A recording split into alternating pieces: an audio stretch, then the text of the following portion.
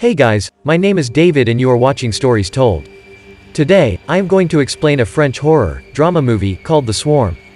Please be aware, the video contains spoilers. Virginie is a single mother, lives in rural France with her two children, Laura and Gaston. She has been unsuccessfully trying to raise locusts for protein.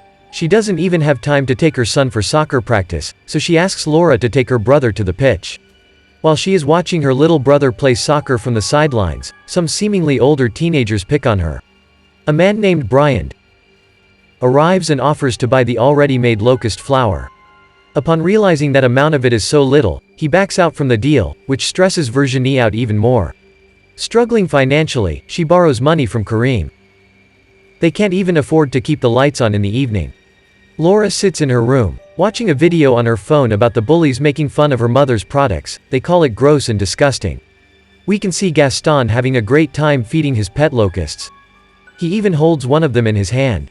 He then notices the locusts have eaten a wart on his finger.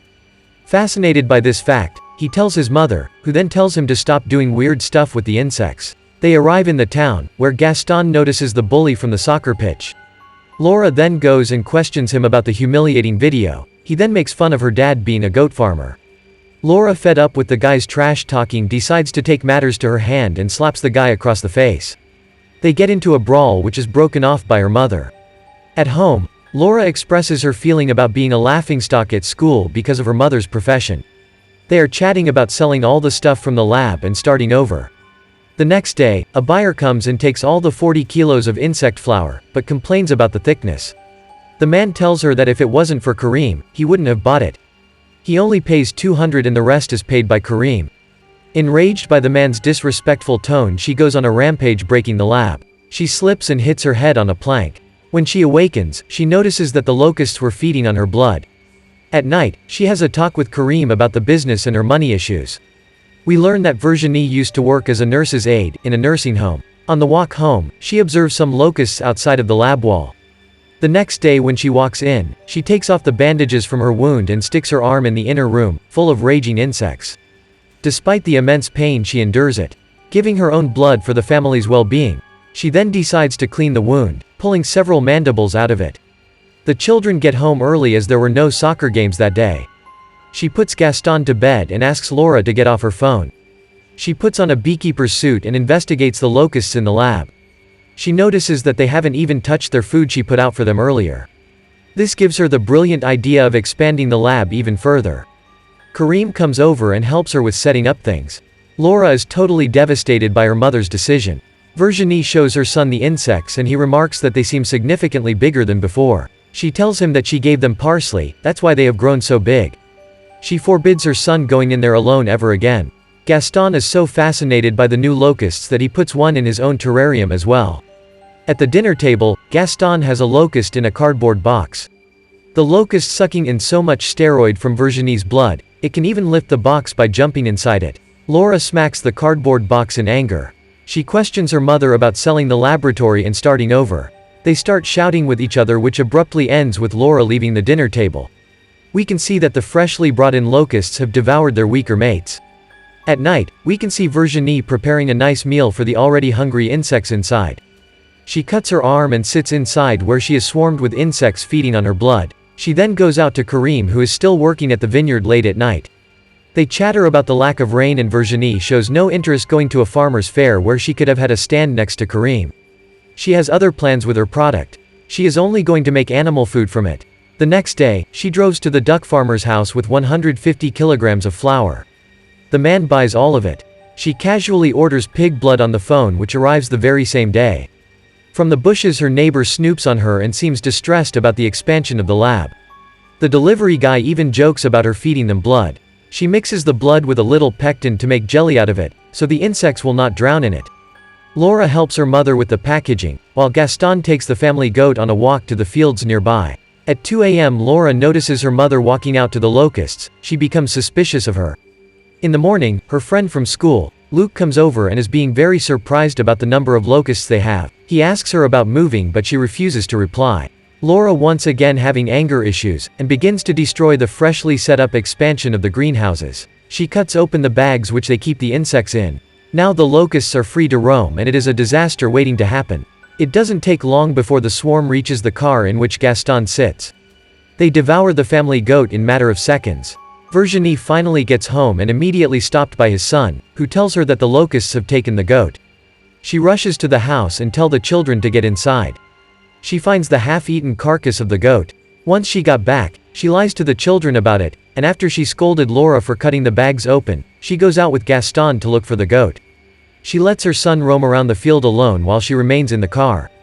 The following morning, they decide to go to the beach and have a family picnic, just as nothing has happened. She promises to send Gaston to soccer camp next week, which he is very happy about. They finally have a peaceful moment as a family. When they get home, Kareem is already there with a scooter. Laura asks about it and he tells her that it's a present from her mother. Kareem and Virginie enjoy a glass of wine in the garage and things get a little hot in no time, but she stops him before they get to second base. The success of the new feeding methods is undeniable, as we can see workers setting up 2 new greenhouses. She even wants to cut down a tree which Gaston is very much against, because it was the tree of the family goat. She then gives in and decides to set up the greenhouse at another location. Previously her order for pig's blood got denied, so she makes a difficult decision to use her own blood for feeding the locusts. Kareem becomes a little suspicious about the rapid expansion of the farm and questions Virginie. The situation between them is still tense from last night's events, so Kareem leaves. At night, the neighbor's dog wanders over to their property and she feeds it to the insects. Gaston has a nightmare about the locusts being overpopulated and breaking free. While cleaning up the remains of the dog, Virginie is disturbed by her daughter, telling her she has visitors. The duck farmer came to buy more locust flour. He also brought one of his colleagues. She shows them around the lab. All while Laura helps his brother packing things up for the soccer camp. He doesn't really want to leave home. At night Virginie butchers a calf from a local farm and drains the blood of it. Laura brings Gaston to the bus and their mother fails to show up. When she gets home, she walks into her mother's room where she finds the blood-stained clothes. She searches for her mother in the lab and finds her sitting in the middle of the lab feeding the locusts with her own blood. Having a panic attack from the scene she just witnessed, she runs back to the bathroom. She sends a message to Kareem that something is wrong with her mom. Kareem arrives at the house and meets Virginie. When she tries to walk to the next room, she collapses from the blood loss caused by the feeding. They drive over to Kareem's place. Laura almost tells him the truth, but she gets interrupted by her mother walking in. Kareem tells Virginie that she needs to take better care of her daughter. They leave the house and decide on going home. The neighbor snoops around the greenhouses searching for his dog. He opens one of the bags filled with locust and finds some bloodstains on the ground. While backing the car, Kareem decides not to leave things hanging and sneaks into one of the greenhouses. It happens to be the greenhouse which the neighbor was in, and he finds his ravaged corpse. He then flees back to his car, unaware to the fact Virginie blames her daughter for this. He decides to come back with a gas canister, pouring it all over the lab and the greenhouses, burning them to the ground. The insects are swarming out of the burning greenhouses. Virginie still wants to put out the fire. Kareem and Laura flee inside the house. He notices the locusts piling up on one of the windows, completely blocking it. Virginie's efforts are all in vain as she cannot stop the fire. She runs back to the house as well to look for her daughter. She finds Kareem barely clinging to his life, completely covered in insects. Laura runs out to the forest. She seeks shelter under a boat at the nearby lake, surrounded by a colossal cloud of locusts. They swarm the boat as Laura cries out for help to her mother. Virginie covers her face with her blood to save her daughter's life. The insects brutally swarm her, but she succeeds with her plan, barely surviving the heroic act. They fall into each other's arms as the sun comes up. Thank you for watching. If you enjoyed this video, please leave a like and subscribe. Thanks.